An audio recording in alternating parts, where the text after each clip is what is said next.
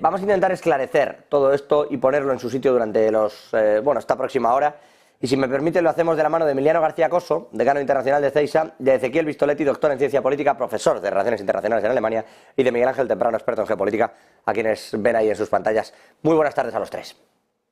¿Qué tal? Muy Hola, buenas buenas tardes. tardes. Bueno, no sé si en ese orden, Emiliano, Ezequiel, Miguel Ángel, pero la situación en Israel, yo no sé si va a terminar de implicarse Irán. Hasta ahora había estado muy diplomático, hoy ya ha acusado de hipocresía, ha dicho que a lo mejor sí que hay que hacerle pagar, ha dicho textualmente, tiene que hacerle pagar el mundo árabe a Estados Unidos esa hipocresía en el apoyo a Israel. Vemos los aviones de combate. Si os parece, empezamos por aquí. Dice Cruz Roja que dónde van a ir los palestinos si les echan también del sur de la Franja de Gaza. ¿Cómo estáis viendo todos estos movimientos? Porque poco queda, en realidad, mientras se siguen buscando rehenes. Emiliano. Bueno, pues la implicación de Irán, supongo que quieres decir ya una implicación mucho más directa de la que ya tiene apoyando a Hezbollah en el Líbano y a los hutis en Yemen, porque de hecho hoy acaban de derribar también un dron lanzado por los hutis en el Mar Rojo por un destructor norteamericano porque afectaba la seguridad del tráfico marítimo en esa zona. Entonces, probablemente entiendo que está subiendo la escalada en un intento de aunar apoyos por parte de los países árabes, en un intento de parar, que eso es misión imposible, los bombardeos que se está haciendo, porque como bien has señalado, si ya está Khan Yunis y Rafah ya los está bombardeando, yo no sé dónde espera que se vayan el 1,7 gazatíes millones que mandó desplazar de Gaza hacia el sur y ahora ya después del sur ya no queda nada, queda Egipto y Egipto no los va a aceptar por la vinculación de Hamas a los hermanos musulmanes. Entonces, pues yo si fuera Reino Unido me pensaría un poco también el enviar aviones, puesto que, como sabrás, acaban de interponer una demanda ante el tribunal en La Haya y contra el gobierno holandés por apoyar militarmente a Israel. Entonces, bueno, pues supongo que alguna ONG, igual que ocurre en Holanda, plantará alguna acción parecida en Reino Unido, si es que realmente se produce esa implicación directa por parte de aviones británicos, que no tiene mucho sentido sobrevolar un territorio donde los rehenes están escondidos. Por eso envío, lo decía yo al principio, ese envío de material, apoyar directamente a la guerra, porque está enviando para que fabriquen aviones directamente. Básicamente les está enviando todas las piezas para que solo los tengan que ensamblar. Eso es lo que está haciendo Países Bajos ahora mismo con Reino Unido. Ezequiel, la situación en la zona, ese movimiento, y sin broma alguna, decía yo, no tienen a dónde ir y es real. Si nadie les abre una frontera, por mucho que les pidas que se muevan de la zona que vas a bombardear, ya me dirás tú dónde me meto. Sí, por un lado eso y por otro lado, con toda razón, muchos gazatíes seguramente no quieren abandonar su tierra. ¿Por qué habrían de abandonar su tierra de manera obligada? Esa tierra representa su derecho, de acuerdo a las propias Naciones Unidas, a resoluciones de la Asamblea General de las Naciones Unidas, a resoluciones del Consejo de Seguridad.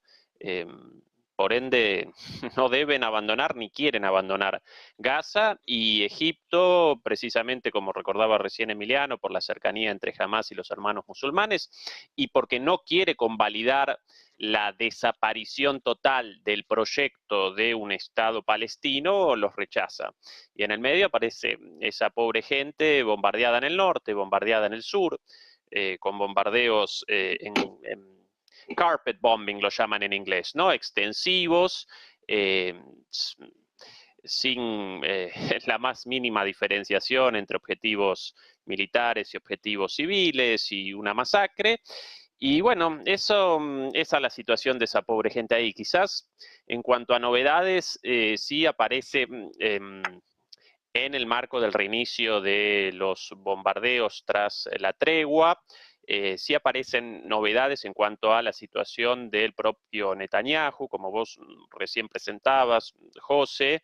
En mi opinión, los días de Netanyahu aparecen contados en el gobierno, y su supervivencia acompañará precisamente el tiempo de esta incursión militar, porque tanto los problemas judiciales como los problemas políticos anteriores al 7 de octubre ya generaban suficientes dificultades para Netanyahu y la posibilidad de su salida del gobierno, de su tercer gobierno, en alianza con sectores nacionalistas, supremacistas y con algunos sectores ortodoxos del Knesset, del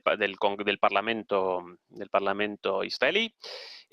Bueno, ahora además esta situación en la cual cada vez aparece más claro el error y si no la voluntad de rechazar los informes de inteligencia anteriores a esto del gobierno y de muchos de sus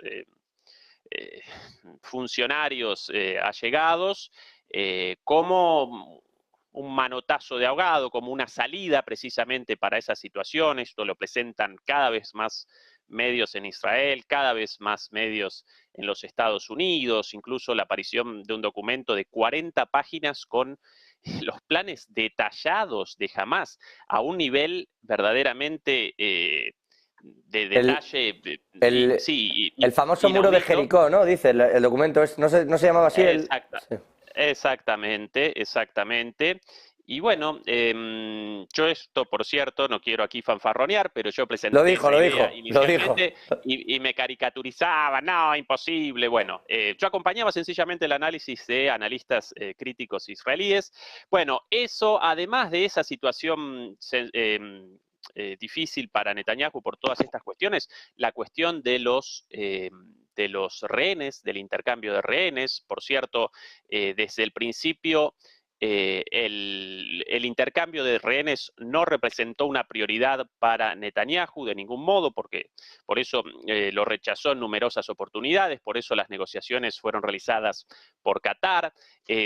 Finalmente convalidó un acuerdo cerrado por Qatar debido a la presión internacional y a la presión de los propios familiares en Israel, con lo cual aparecen muchísimos frentes abiertos para Netanyahu y su supervivencia ahora responde a la continuidad del conflicto, lo cual genera una situación bastante peligrosa y, bueno, si la supervivencia de Netanyahu responde a la continuidad del conflicto, evidentemente Netanyahu perseverará en los ataques y mientras tanto, como comenzaba mi respuesta, aparecen los civiles en Gaza encerrados con bombas cayendo sobre sus cabezas.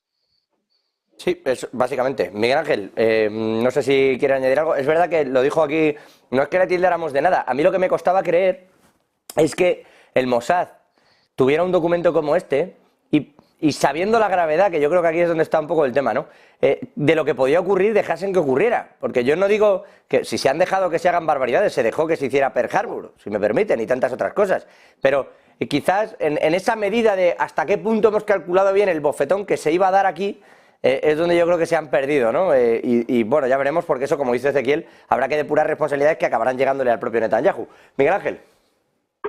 O sea, yo sigo pensando lo que pensaba en su momento.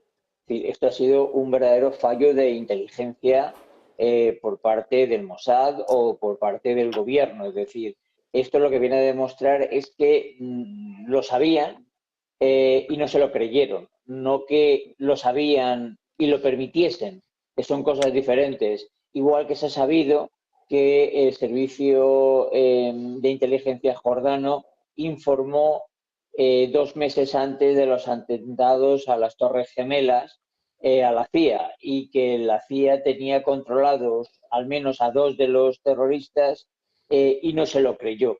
Es decir, dista mucho entre decir lo sabía y fui un inútil a lo sabía y lo permití para que ocurriese. Entonces, más bien creo que es lo primero, ¿no? Eso es una parte importante. La segunda parte, cuando hablabais del tema de la parte militar, la industria militar, y te lo digo con una experiencia personal directa, la industria militar israelita es de lo mejor que hay en el planeta. No es del tamaño ni muchísimo menos de la americana, pero simplemente por población y por espacio, pero es muy buena. Y además a través de una compañía que se llama Soltan, que está presente en todo el mundo. Y que para un comentario, estuvo metida hasta el cornejón en el tema del Irán Contra. Es con ese baile de donde había armamento israelí que acababa a través del ejército americano en manos iraníes. Es decir, que la industria es muy, muy potente. Son gente donde no solamente tienen capacidad de ensamblar, sino tienen capacidad de desarrollar. Nuestra industria militar, para que lo pongamos en contexto, es de payasos comparado con la que tienen los israelitas en todos los conceptos. Es decir, no serán capaces de fabricar porque no lo han hecho, porque se lo suministraban fundamentalmente los americanos, cazas. Pero de ahí para abajo, todo tipo de munición, tanto de aviónica, o toda la aviónica, toda la munición de los aviones, munición de carros, los mismos carros, fusiles de asalto, todo lo hacen ellos y son muy buenos. O sea, otra cosa completamente diferente es que de paro lo que da y que necesiten más. Pero bueno, y luego refiriéndome a lo de la población palestina, obviamente esto es una verdadera locura. Ya es simplemente el planteamiento que hicieron de meterles todos en una franja de 800 metros de ancho por, me parece que eran 9 kilómetros de largo. Bueno, pues las ONG dijeron más o menos que es que no entraban ni de pie. O sea, que qué tontería era eso.